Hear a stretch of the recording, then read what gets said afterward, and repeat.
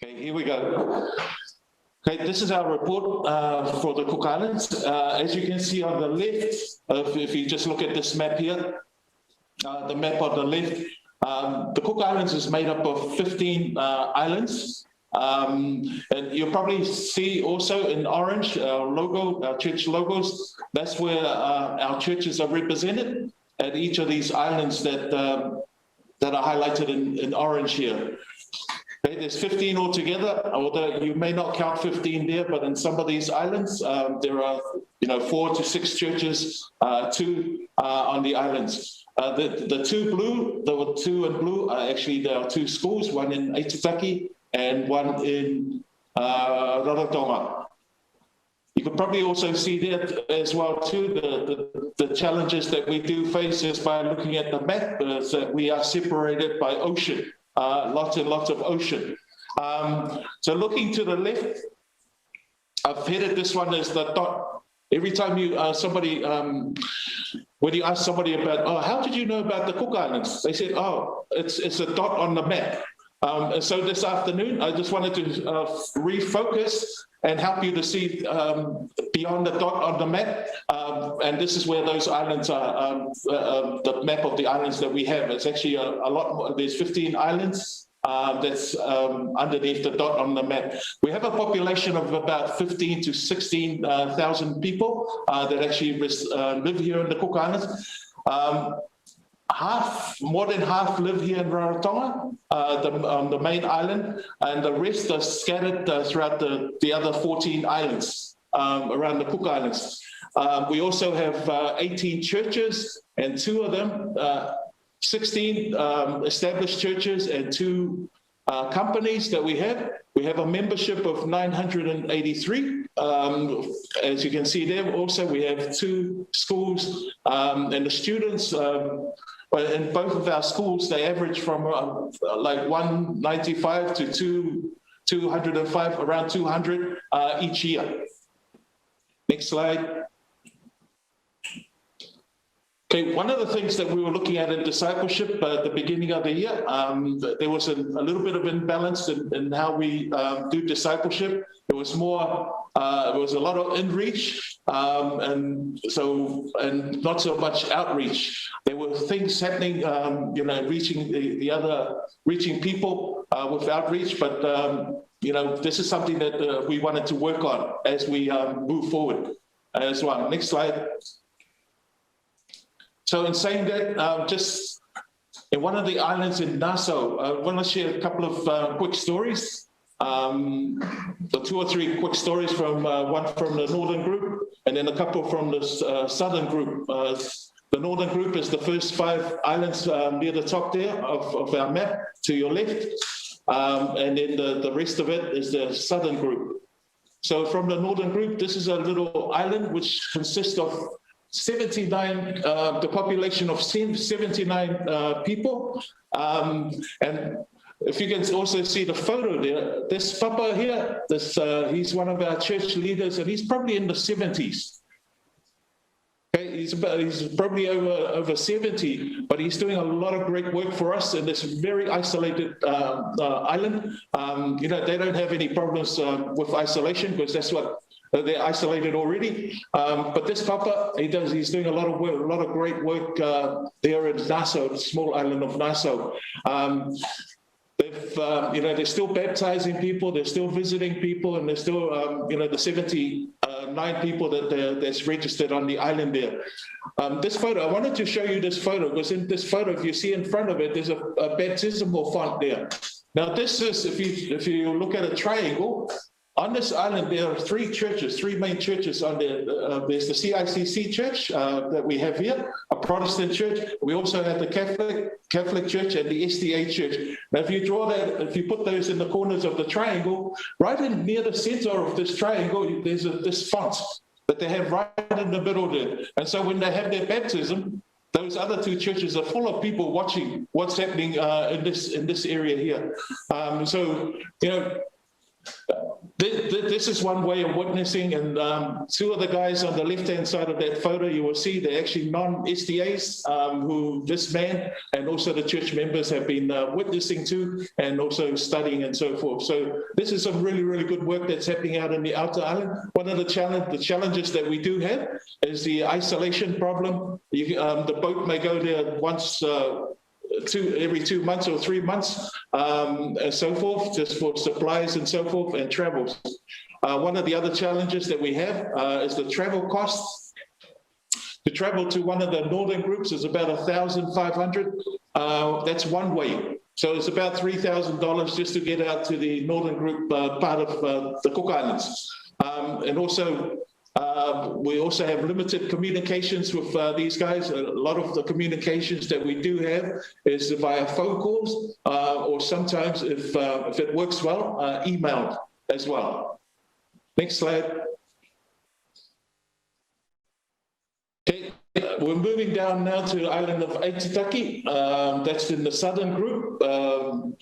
In Aitutaki, of course, this is also a little bit of a challenging place as well too, where a lot of the people there are actually churchgoers.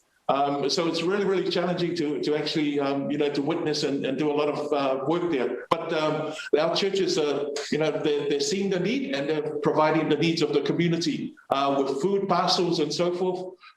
For some of these islands, the cost of living there is, the prices of food and so forth are really expensive, but they still find a way to actually, provide for the needs of the community and those in need. To your right, up the top corner, there's some of our leaders who are doing some great work on the radio. Every week they're on the radio, sharing the good news. And I was there recently, and a lot of the people on the island are really, really enjoying the messages that our leaders are doing there.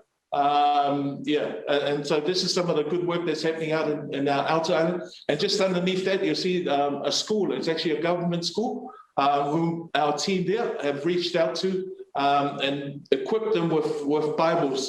This is the World Changers Bibles. And so, just going through some lessons, discovering Jesus for themselves.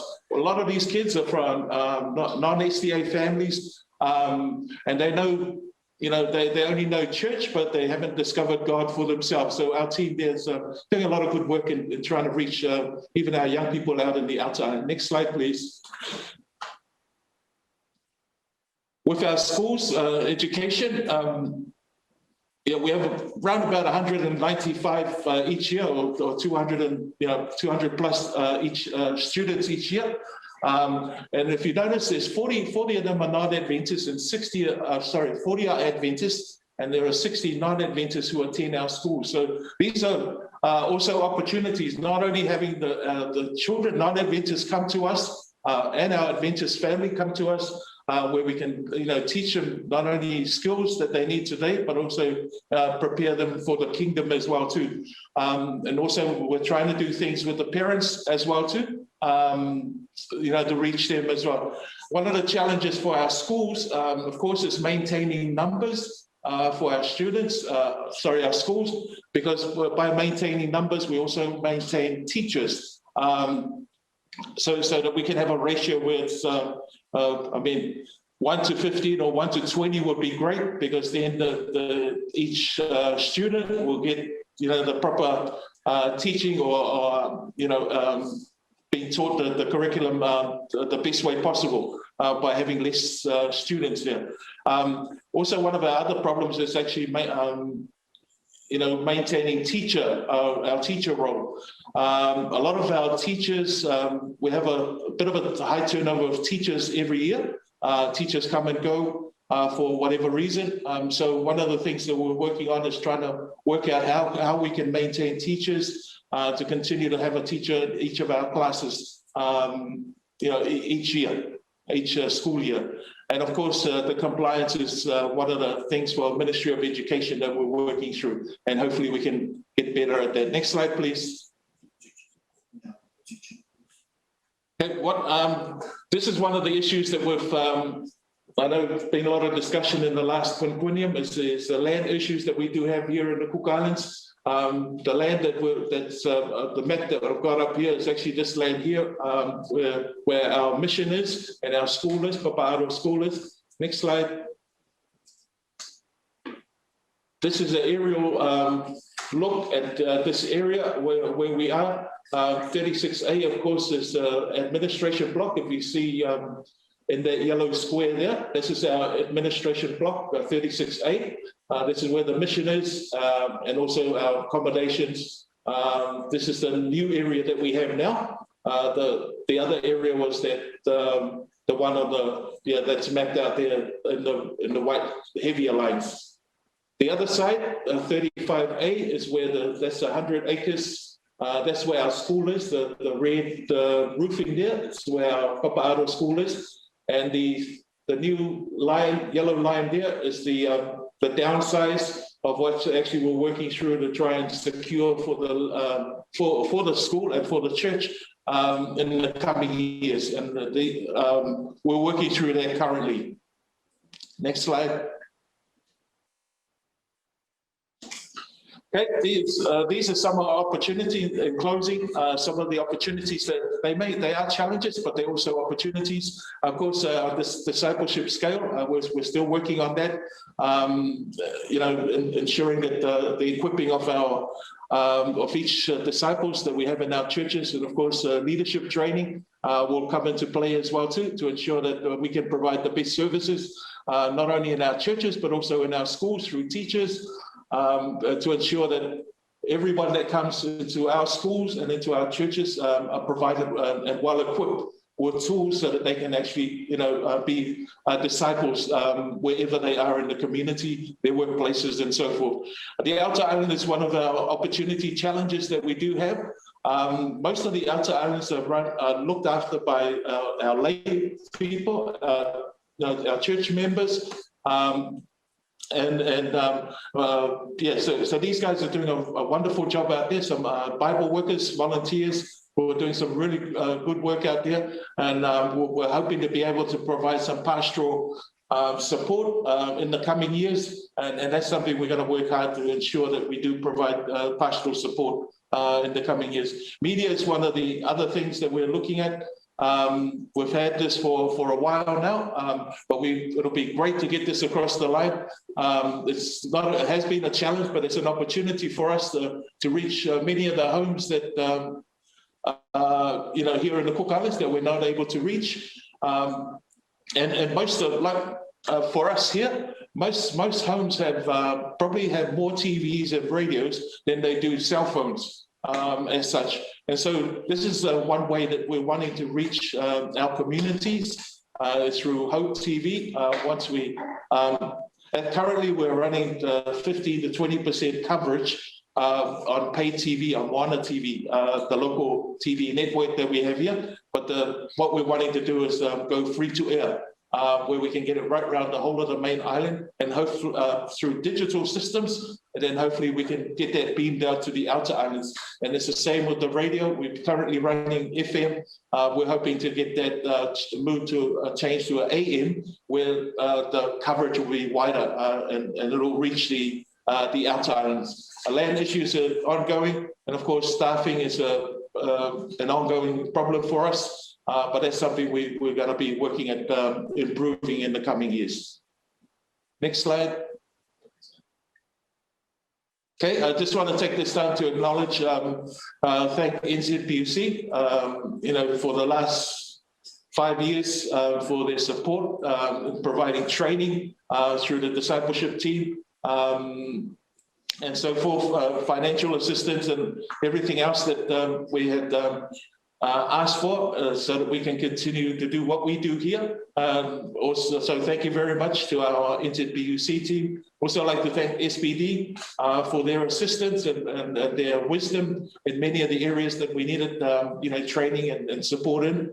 And then lastly, our team here in the Cook Islands for the support and the ongoing, work that continues to happen here in the Cook Islands. So that's the end of our report, and just a few highlights from the Cook Islands. I pray that God will continue to bless each one of us as we continue to team up and collaborate together and, as we move forward in making disciples who make disciples. Thank you very much.